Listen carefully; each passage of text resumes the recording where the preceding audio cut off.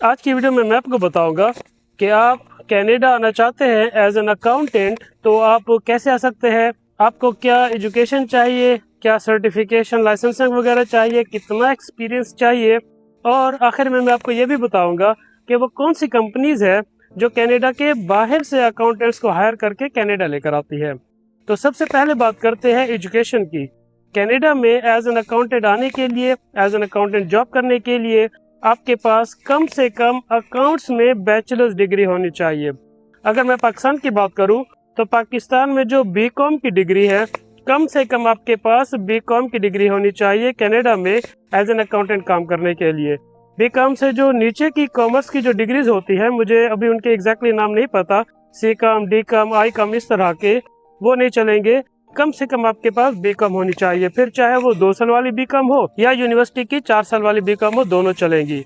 लेकिन अगर आपके पास अकाउंट्स की कोई प्रोफेशनल डिग्री है, जैसे कि ACCA या CA या CPA, अगर इसी तरह के आपके पास कोई प्रोफेशनल सर्टिफिकेशन है तो फिर आपके कनाडा में एज एन अकाउंटेंट मूव होने के चांसेस बहुत ज्यादा बढ़ जाते हैं, क्योंकि एम्प्लॉयर्स इन डिग्रीज को बहुत ज्यादा पसंद करते हैं। अब बात करते हैं लाइसेंसिंग वगैरह की।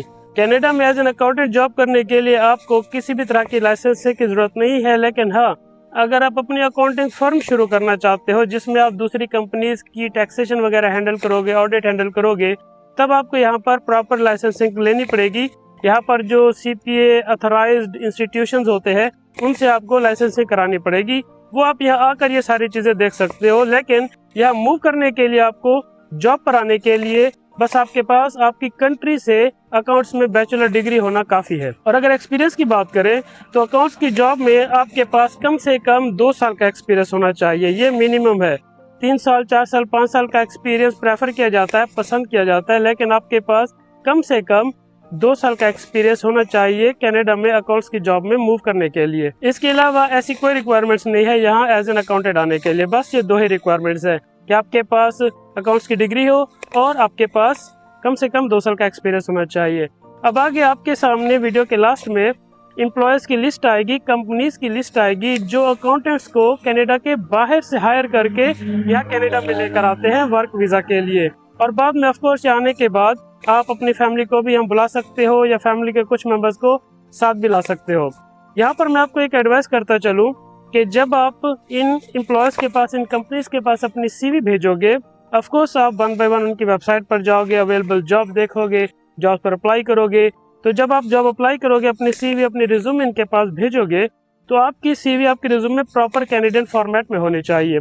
कैनेडियन फॉर्मेट में रिज्यूमे कैसे बनती है उस पर मैंने ये वीडियो बनाई है, इसका लिंक आपको यहाँ डिस्क्रिप्शन में मिल जाएगा। ये मेरे चैनल पर पड़ी है, इसमें मैंने बताया है कि कैनेडियन फॉर्मेट में रिज्यूमे कैसे बनती है, कैसे दिखती है। आप ये वीडियो देख लेना और इसके मुताबिक अपने रिज्यूमे को एडिट कर लेना और फिर आप जॉब्स पर अप्लाई करना। यहाँ पर मैं आपको एक इम्पोर्टेंट टिप देता चलूँ कि आप अपने रिज्यूमे में ये भी लिखोगे कि आपको कनाडा की टैक्सेशन के बारे में मालूम है। आप पहले कनाडा की टैक्सेशन को पढ़ लेना, वो क्या होती है, कैसे होती है, फिर उसके कुछ बुलेट पॉइंट्स अपने रिज्यूमे में ऐड करना। ये बहुत ज़रूरी है क्योंकि कनाडा का टैक्सेशन सिस्टम बाकी दुनिया से मुख्तलिफ होता है। तो जब एम्प्लॉयर आपके रिज्यूमे देखेगा और उसे ये इंप्रेशन मिलेगा कि आप ऑलरेडी यहाँ के सिस्टम को पढ़ रहे हो, समझ रहे हो, जानते हो, तो वो आपको प्रेफर करेगा। तो इस पॉइंट को अपने रिज्यूमे में लिखना आपके लिए बहुत ज़रूरी है और साथ आप पढ़ भी लेना, ताकि जब आपका इंटरव्यू हो तो आपके पास कुछ ना कुछ नॉलेज यहाँ की टैक्सेशन के बारे में भी होना चाहिए। और जब आप किसी भी जॉब पर अप्लाई करते हो तो आप अपनी CV के साथ जो आप इनको ईमेल करोगे, कोई भी डॉक्यूमेंट अटैच करके नहीं भेजना है आपने। खास तौर पर कोई भी आइडेंटिटी डॉक्यूमेंट, जैसे कि आपका ID कार्ड या पासपोर्ट की कॉपी या फिर कोई भी educational document, degree, diploma, certificate, कुछ भी आप CV के साथ अटैच करके ईमेल में नहीं भेजोगे।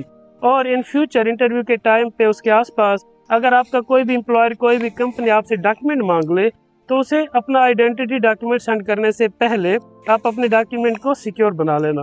डॉक्यूमेंट्स को सिक्योर कैसे बनाया जाता है उस पर मैंने ये वीडियो बनाई है, इसका लिंक आपको यहाँ डिस्क्रिप्शन में मिल जाएगा। ये मेरे चैनल पर पड़ी है, इसमें मैंने बताया है कि डॉक्यूमेंट को सिक्योर कैसे बनाया जाता है। आप ये वीडियो देख लेना, इसके मुताबिक अपने डॉक्यूमेंट को सिक्योर बना लेना और फिर इन फ्यूचर आपसे कोई भी एम्प्लॉयर डॉक्यूमेंट मांगे तो उसे ये सिक्योर वाला डॉक्यूमेंट सेंड करना। और आखिर में मैं आपको एक जरूरी बात बता दूं कि जब भी आप कहीं पर जॉब अप्लाई करते हो तो इंटरव्यू के टाइम पे या वीजा एप्लीकेशन के टाइम पे, जॉब ऑफर के टाइम पे, किसी अप्रूवल की सिचुएशन में अगर सामने से आपसे कोई पैसे मांग लेना तो आपने किसी को कोई पैसे सेंड नहीं करने हैं, क्योंकि कनाडा के जो जेन्युइन एम्प्लॉयज होते हैं वो कभी भी किसी से किसी बात के कोई पैसे नहीं लेते।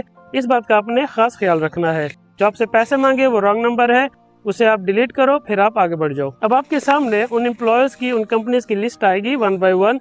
आप इनको देखना, इनकी वेबसाइट्स पर जाना, जॉब सर्च करना, जॉब अप्लाई करना, इनके जो HR मैनेजर्स है उनको सोशल मीडिया पर ढूंढना, लिंक्डइन पर ढूंढना, उनके पास मैसेज करना, उनका अप्रूवल लेकर, उनसे रिक्वेस्ट करके फिर उनके पास अपनी CV भेजना। स्पैम नहीं कर देना, फ्लडिंग नहीं कर देना, मैसेज कर करके तंग नहीं करना।